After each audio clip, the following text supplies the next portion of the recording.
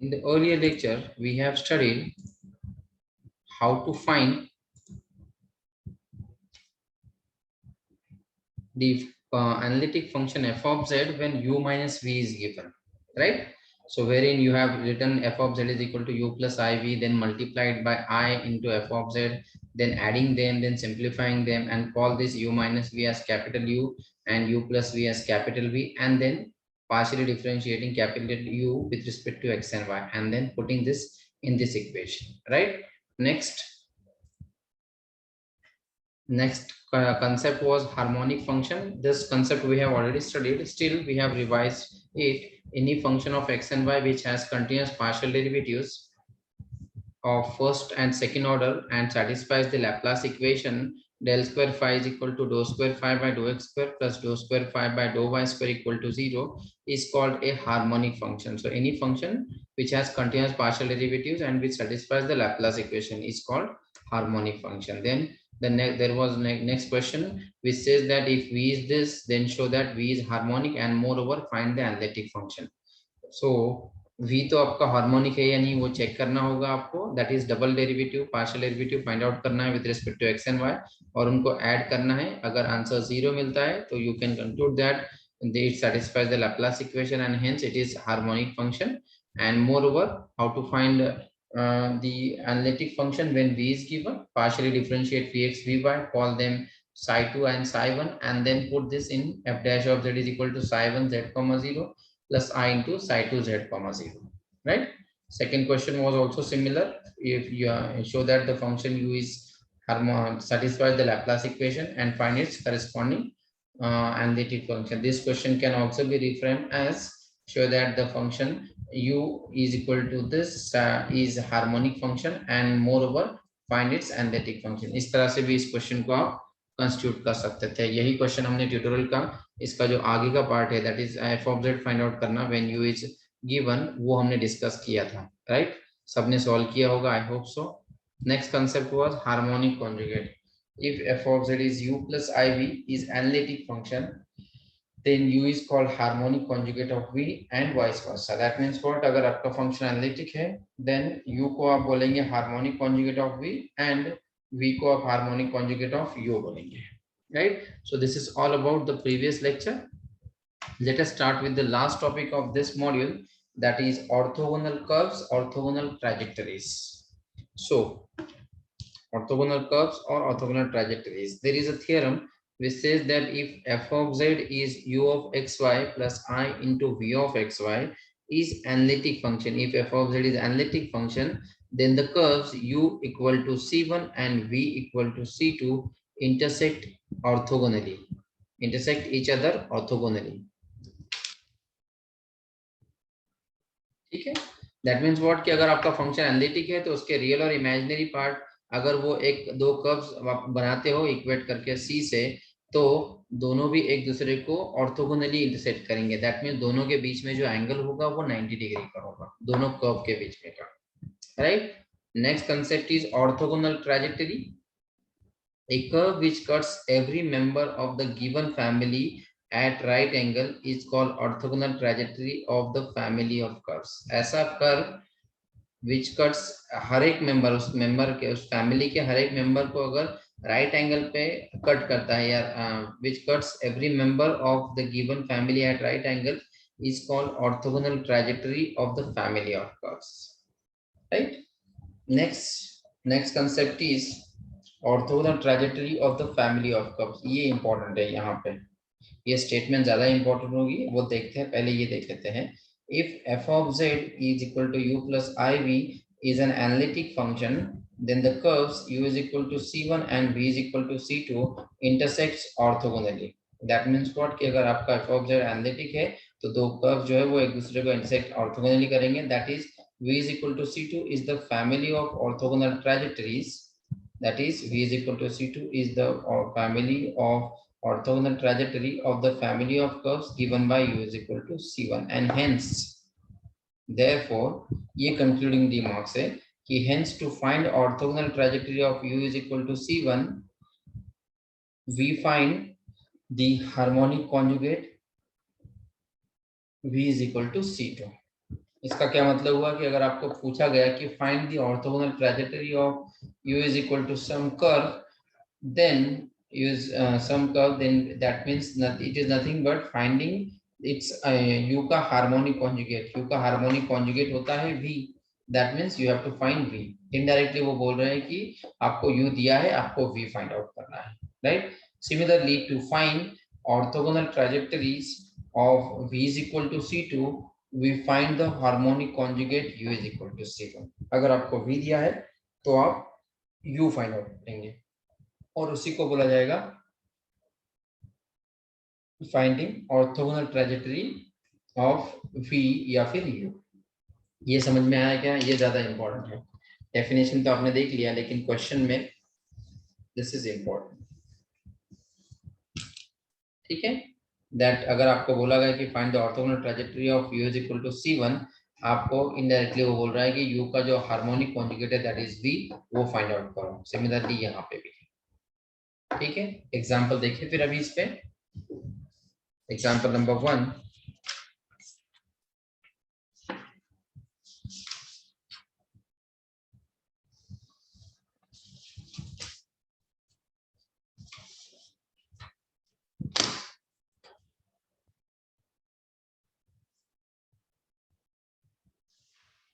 question: find the orthogonal trajectory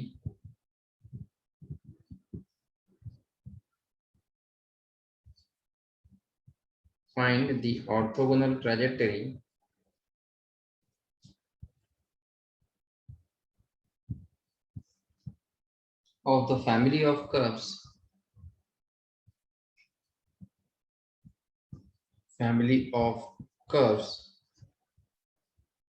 x cube y minus x into y cube equal to c. Find the orthogonal trajectory of the family of curves x cube y minus x into y cube equal to c, right. इसका मतलब है u दिया है आपको और बोला है कि v फाइंड आउट करो, right. So here that is nothing but to find harmonic conjugate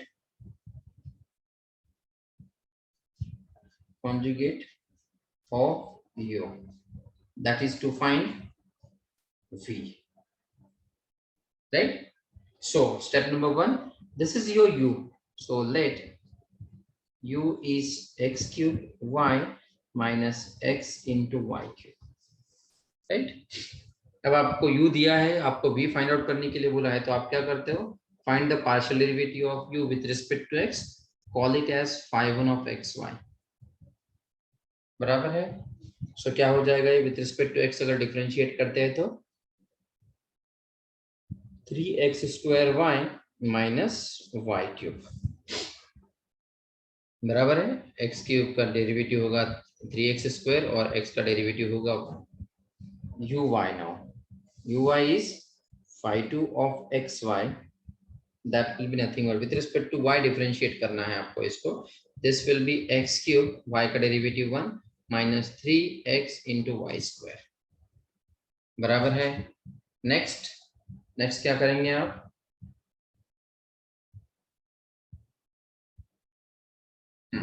next है put x is equal to z and y is equal to 0 and find phi1 of z comma 0, phi1 of z comma 0, यानी x की जगह पर z, y की जगह पर 0 put करना है। यहाँ पे 3z square into 0 that is 0 minus 0, तो ये टोटली 0 बन जाएगा। phi2 of z comma 0, phi2 of z comma 0 क्या होगा? z cube minus 3z into 0, तो z क्यूब ही रह जाएगा, right. So now bye Milne Thomson method, देखो ये हम लोग पहले ही कर चुके हैं, बस उसको न्यू नाम से आप कर रहे हो। By Milne Thomson method, f dash of z is equal to phi1 of z comma 0 minus I into phi2 of z comma 0, बराबर है। सिंप्लीफाई करोगे इसको, this will be nothing but f dash of z is equal to 5 1 तो आपका 0 था, minus i into z cube, right. लेकिन आपको तो क्या चाहिए, that is nothing but minus i into z cube. लेकिन आपको तो एफ ऑफ जेड चाहिए, तो क्या करेंगे आप, इंटीग्रेट करेंगे both sides, integrating both sides, so आपका एफ ऑफ जेड मिलेगा minus i into z cube का इंटीग्रेशन होगा Z raise to 4/4 plus c. ये हुआ आपका F of Z, analytic function F of Z. But यहाँ पे आपका क्वेश्चन कंप्लीट नहीं हुआ है। They have asked you to find the orthogonal trajectory of u, that is harmonic conjugate of u, that is nothing but v। और v अगर आपको यहाँ से फाइंड आउट करना है तो आप क्या करते हो, put z is equal to x plus iy। सो आपका f of z क्या होगा, f of z will be minus I/4 as it is x plus iy plus c raised to 4। That means आपको इसको एक्सपैंड करना है raise to 4 के लिए। अब रेस टू 4 के लिए अगर आपको करना है तो आपको उसके कोएफिशिएंट्स याद रखने होंगे। पास्कल ट्रायंगल से आप इसके कोएफिशिएंट फाइंड आउट कर सकते हो, राइट।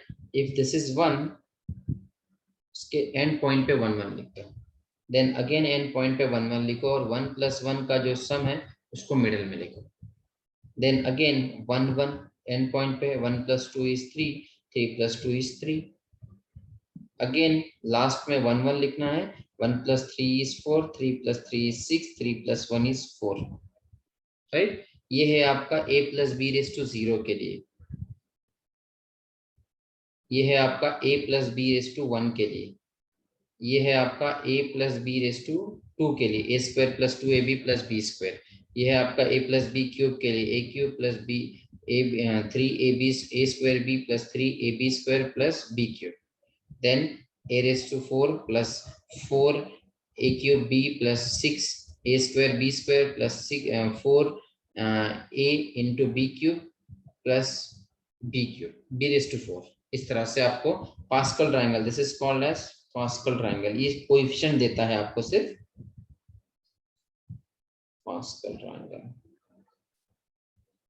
अगर आपने ये याद रखा तो भी चलेगा, अगर आपको बायनोमियल एक्सपेंशन करना है तो वो भी कर सकते हैं, ठीक है। सो आपको यहाँ पे a + b raised to 4 का फॉर्मूले के लिए ये कोएफिशिएंट यूज करके सिंप्लीफाई करना होगा। So I write down -i/4 as it is, यहाँ पे x raised to 4 + 4, x का जो कोएफिशिएंट है वो x से कम करना है यहाँ पे x³ और x से इसको बढ़ाना है इंटू iy प्लस 6, x का कोएफिशिएंट कम कर दो और एक बार x² और iy का कोएफिशिएंट बढ़ा दो i² y, कोएफिशिएंट नहीं power, I am sorry, power बढ़ाना है, 10 + 4, x का एक पावर और कम कर दो, सॉरी x बचेगा सिर्फ, और इसका एक पावर बढ़ा दो i³ y³, then last one is plus i⁴ y⁴, plus c आप चाहिए तो लिख दो या आखिरी में लिखना है बाद में लिखो, ठीक है। अब सिंप्लीफाई करो इसको, दिस इज -i/4 x⁴, यहाँ पे i लिखता हूँ मैं पहले, देन 4x³ y, यहाँ पे i² है, i² is -1, so this is -6 x² y², i³ है, i³ है -i, तो यहाँ पे होगा -i 4x y³ and then i⁴ है दैट इज 1, सो क्या होगा i² -1 होता है उसका, और एक बार स्क्वायर करेंगे तो +1, सो यहाँ पे रह जाएगा y⁴ प्लस c, बराबर है। लेकिन आपको तो यहाँ से क्या चाहिए, v चाहिए, और v क्या होता है, v होगा आपका ऐसा पार्ट जिसमें i मौजूद है। आप कैसे करेंगे, आइदर आप -i को अंदर प्लस i को अंदर मल्टीप्लाई कर लो और फिर सेपरेट करो, या डायरेक्टली अगर जज कर सकते तो करो, नहीं कर सकते तो एक और स्टेप बढ़ा देते हैं, -1/4 बाहर रहने दो, i को अंदर शिफ्ट करो, तो ये बनेगा i(x⁴), यहाँ पे होगा i², मैंने सिर्फ प्लस i अंदर शिफ्ट किया तो ये i² बनेगा, दैट इज -4 x³ y, यहाँ पे होगा -i 6 x² y², यहाँ पे होगा -i² that is +1 4x into y³, यहाँ पे होगा +i y⁴ plus. Sir video रुक गया है क्या? नहीं, चल तो रहा है, आपका नहीं आ रहा है क्या अब तक? नहीं सर, बढ़ नहीं रहा है, दिख नहीं रहा है। बाकी लोगों को देखो जरा, सबको अगर नहीं आ रहा है तो फिर यस सर, दिख रहा है। दिख रहा है तो फिर मैं आपके आपके नेटवर्क में इश्यू रहेगा। वहाँ ये करके देखो, एयरप्लेन मोड में जाके या कुछ करके देख लो। ठीक है सर। ठीक है, बाकी लोगों को सबको दिख रहा है ना? ठीक है, यहाँ मुझे भी यहाँ पे ऊपर स्क्रीन पे तो दिख रहा है। ऑलराइट, अब यहाँ से मुझे क्या करना है, मुझे सिर्फ v फाइंड आउट करना है जिसमें i हो। यहाँ पे i है, यहाँ पे i है और यहाँ पे i है। और ये -1/4 तो सबके लिए मल्टीप्लाई था, तो ये बनेगा x⁴ minus 6x² plus y⁴। ये होगा आपका v, -1/4 x⁴ minus 6x² plus y⁴। This is imaginary part, imaginary part, and therefore hence the required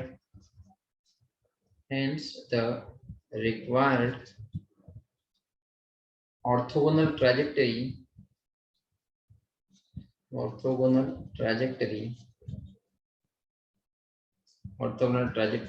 are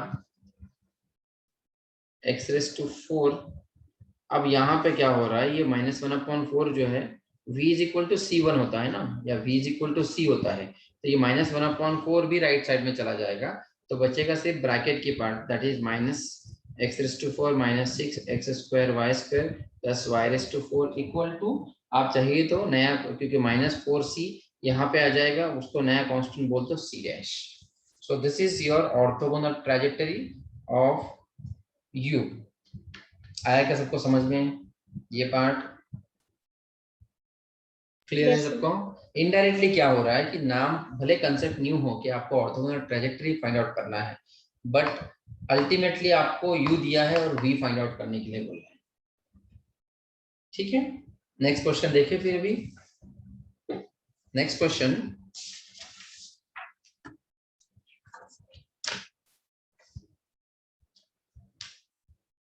example number 2, find the orthogonal trajectory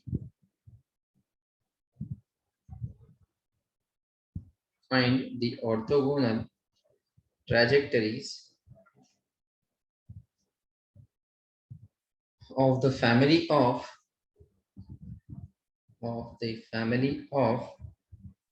curves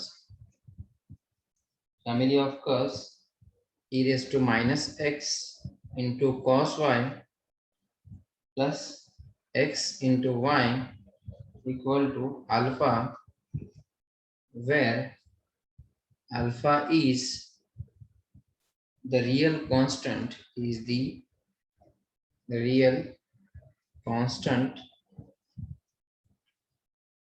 in the xy plane.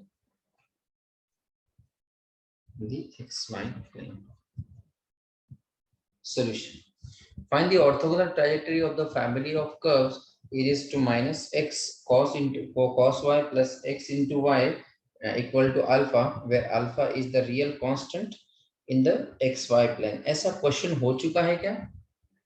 देख लो जरा, क्योंकि मुझे एक question बच्चों ने पूछा था। Let me check. So we have found the orthogonal trajectory of u is equal to c1 are given by v is equal to c2, where v is harmonic conjugate of u. So हमने क्या किया, we have differentiated partially with respect to x and y to this u. So उसके partial derivatives find out किए, first को अपने phi1 बोल दिया और सेकंड को phi2 बोल दिया। नेक्स्ट स्टेप में you have put x is equal to z, y is equal to 0, तो आपको मिला phi1 of z, 0 as -e⁻z cos 0 plus 0, यहाँ पे x की जगह पे z और y की जगह पे 0 पुट करने पर 0 तो चला जाएगा, cos 0 1 है, तो यहाँ पे बचेगा -e⁻z।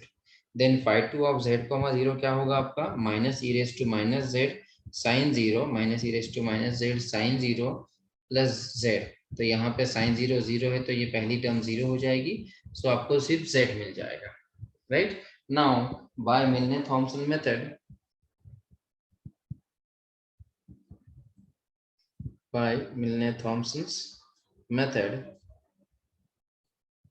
क्या हो जाएगा, f' of z is equal to phi1 z, 0 minus i into phi two of z comma 0। इसी को आप ऐसा भी लिख सकते हो u x minus i into u y. ये फॉर्मूला आपके पास पहले भी था, right. So this will be nothing but f dash of z is equal to 5 1 है आपका minus e raise to minus z minus i into z, right. But आपको तो एफ ऑफ जेड चाहिए और उसके बाद में आपको यू वी चाहिए। सो इंटीग्रेट कर लो इसको पहले। Integrating f of z is equal to minus e raise to minus z का इंटीग्रेशन क्या होगा, e raise to minus z का इंटीग्रेशन होगा e raise to minus z divide by minus 1 minus i as it is integration of z square, z is z square by 2 plus c. ये minus और ये minus बन जाएगा plus, तो आपको मिलेगा e raise to minus z minus i into z square by 2 plus c. This is f of z, right.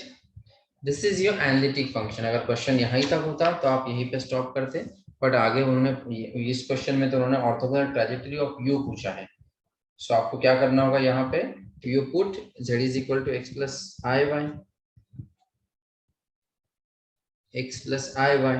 सो क्या हो जाएगा, f of z is equal to e raise to minus x plus i y minus i by 2 x plus i y whole square plus c. और अब इसको simplify करो और जिसमें आई term रहेगी मौजूद, that will be your v part. पहले इसको सिंप्लीफाई करना होगा आपको। इसको हमने पहले भी सॉल्व किया है। I write down this as minus x into e raise to minus i y, right, minus i by 2 as it is. इसका एक्सपेंशन करेंगे x square plus i 2xy plus i square y square is, लिख दो चलो ठीक है, plus सी।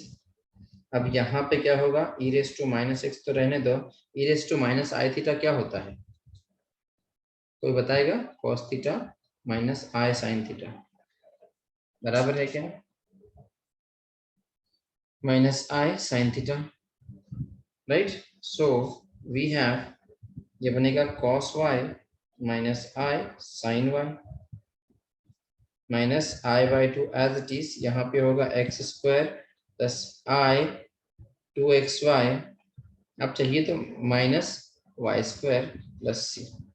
अब आपको क्या करना है, इन दोनों को मल्टीप्लाई करना होगा आपको, इन दोनों को नहीं, यहाँ पे सेपरेट कर लेंगे और यहाँ पे आई से मल्टीप्लाई कर लेंगे।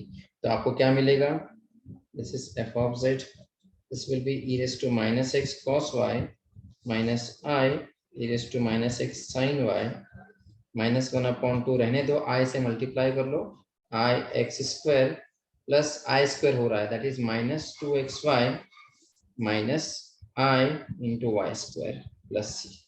सो अब आप मुझे बताओ यहाँ पे इमेजिनरी पार्ट कहाँ पे है, यहाँ पे है, यहाँ पे है और यहाँ पे है।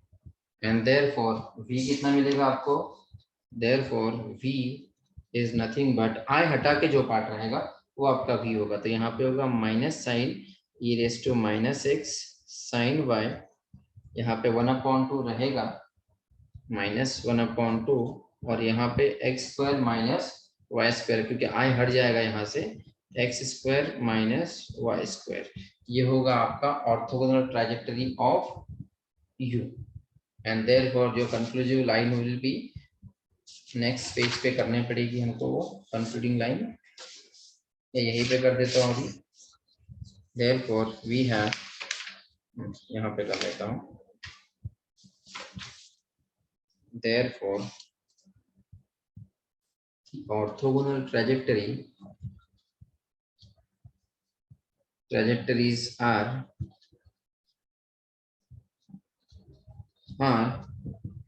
e raised to minus x अब यहाँ से मैं माइनस साइन को भी मल्टीप्लाई कर सकता हूँ, क्योंकि ये एक्चुअली बन रहा है, यहाँ पे मैं रफ में बताता हूँ, v इज इक्वल टू सी बन रहा है। ये मैं इसको माइनस साइन से मल्टीप्लाई करके v इज इक्वल टू, क्योंकि अगर ये v निगेटिव में है तो मैं उसको minus v is equal to c है तो मैं उसको पॉजिटिव कर सकता हूँ, माइनस सी को सी डैश बोल सकता हूँ, राइट। ये अलग से है, नॉट पार्ट ऑफ सॉल्यूशन। तो आप इसको ऐसा लिख सकते हो, ये माइनस साइन यहाँ से और यहाँ से हटा देंगे और उधर राइट हैंड साइड शिफ्ट कर देंगे, c को माइनस सी बन जाएगा, उसको नया कांस्टेंट बोल देंगे। तो ये बनेगा e raise to minus x sine y plus 1/2 x square minus y square equal to c था, उसको मैं नया कांस्टेंट बोल देता हूँ, c डैश बोल दो या c2 बोल दो, c डैश बोल देते हैं। So this is the final answer. आया सबको समझ में? इजी है। क्वेश्चन का पैटर्न सेम है सॉल्यूशन का, बस क्वेश्चन का नाम अलग है कि आपको ऑर्थोगोनल ट्रैजेक्टरी फाइंड आउट करने के लिए बोला है, लेकिन अल्टीमेटली आपको उसका harmonic conjugate of u find out करना है, जो कि नहीं कुछ नहीं होता है, बस v फाइंड आउट करना होता है, राइट। सो क्या हो जाएगा, therefore the orthogonal trajectory are this. आया सबको समझ में? एक क्वेश्चन आपको देता हूँ, क्लास वर्क अभी करो आप। Find orthogonal trajectory, find orthogonal trajectory of the family of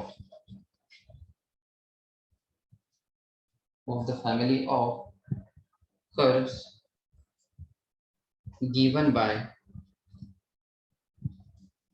2x minus x cube plus 3x into y square equal to a। सब लोग सॉल्व करो इसको, इस क्वेश्चन को अभी करना है। हाँ